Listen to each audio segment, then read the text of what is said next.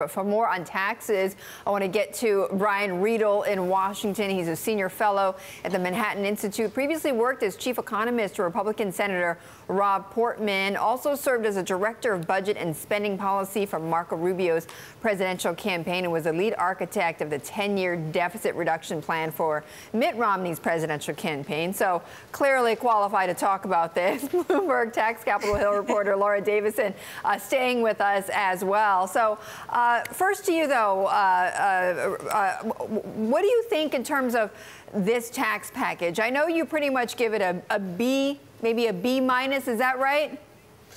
Yeah, I give it a B minus. There's some good stuff in here. I think modernizing the corporate tax code for the first time in 31 years is vital. It will bring the United States in line with the global markets.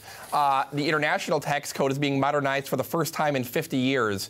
There's some decent reforms for families that'll give a modest $900 tax cut to the typical family. The reason I don't give it an A is because of the cost. It's going to cost about $1.5 trillion over 10 years. It's not the main driver of budget deficits. It'll raise the 10-year deficits from $10 trillion to about $11.5 trillion. Right. So spending and entitlements are still driving the red ink, but this certainly digs the hole deeper. Okay, it certainly, well, no doubt it digs the hole deeper, Brian. And, you know, we've had many voices coming on our network talking about the reaction among corporate America to these tax cuts. And, Brian, I want to play for you one comment from Neel Kashkari, the Minneapolis Fed president, what he thinks is going to happen with these tax cuts. I do think it's going to lead to more buybacks and more dividends. That's not necessarily a bad thing, but I don't think that that itself is going to lead to a dramatic increase in investment or hiring in the U.S. Would you agree with that?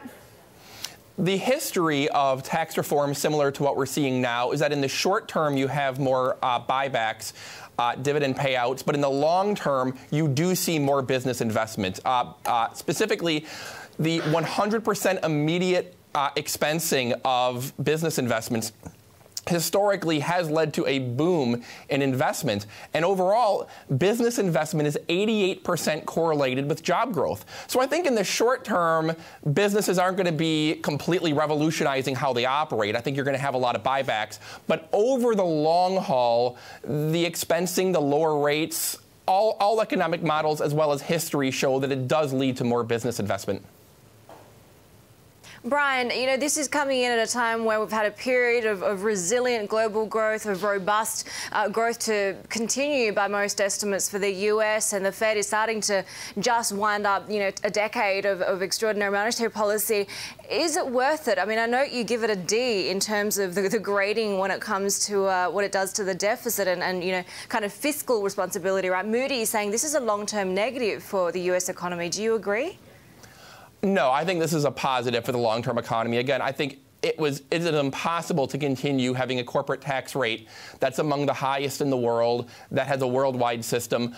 The red ink will hurt, but overall, compared to the long-term deficits we face, it's actually pretty marginal. Over the next 30 years, the Congressional Budget Office forecasts $78 trillion in red ink, which is catastrophic. This raises it to $85 trillion.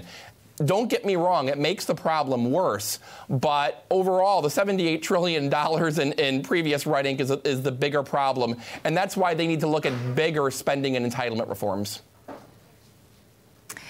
Laura, you know, heading over to you, I think Betty touched on this a few minutes ago when we were talking about the implications going into the congressional elections next year. Is there a sense that there's going to be sort of populist malcontent, if you will, because this is seen as largely catering to corporate America, and I know Brian, for one, has given it a pretty poor rating when it comes to the reforms for families? We've already seen a lot of Republicans from very purple districts that would have tough races, decide, hey, this might be the time I'm going to retire or not run again. Democrats are certainly seizing on this opportunity and really driving the message that, this is for the wealthy, this is for Trump and his friends, this isn't for you.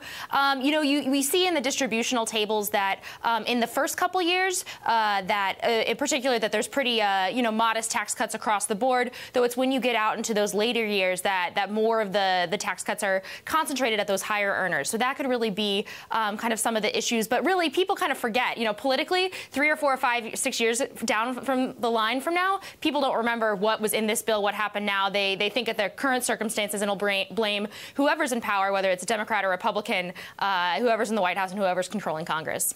And Laura, what kind of leverage does this now give President Trump, who's finally secured a major legislative victory? What kind of leverage does this give him going forward?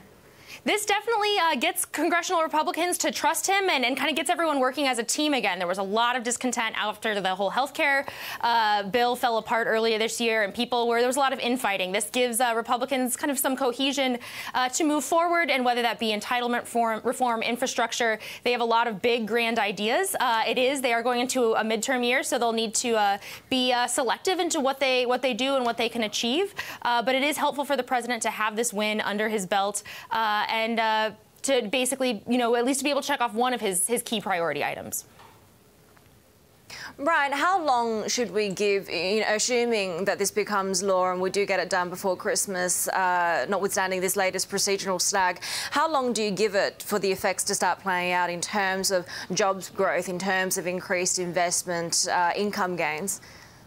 Well, I think you're going to see a quick bump up just in terms of the stock market, like we've already seen, just based on investor confidence. Then you're going to have the second order effects, which are the actual increased investment, productivity, and growth. Admittedly, that can take a couple years. When President Reagan did his tax cuts in 1981, they got slaughtered in the 1982 midterms. But by 1983, 1984, the GDP was growing at a 7.3% annual rate. I'm not predicting we're going to get 7% growth, but I am predicting that we'll have a similar timeline. Probably about 2 to 3 years, you're really going to, I think, see real positive effects. And Brian, we're asking Laura this question about, about legislative victory, or this legislative victory going into 2018, what that means for Trump. But I'm curious about, whether this means there is more unity among Republicans. I mean, is this going to mean, and from all your experience working on the Hill, does this mean that we're going to see a more unified Republican Party given this victory? I think we'll see somewhat of a more unified Republican Party. I think they're realizing that having something to go home and campaign on is better than running on the chaotic gang that can't shoot straight. At the same time, I wouldn't oversell the unity factor, because cutting taxes is what Republicans were born to do. If there's one issue that unites the whole party, it's this.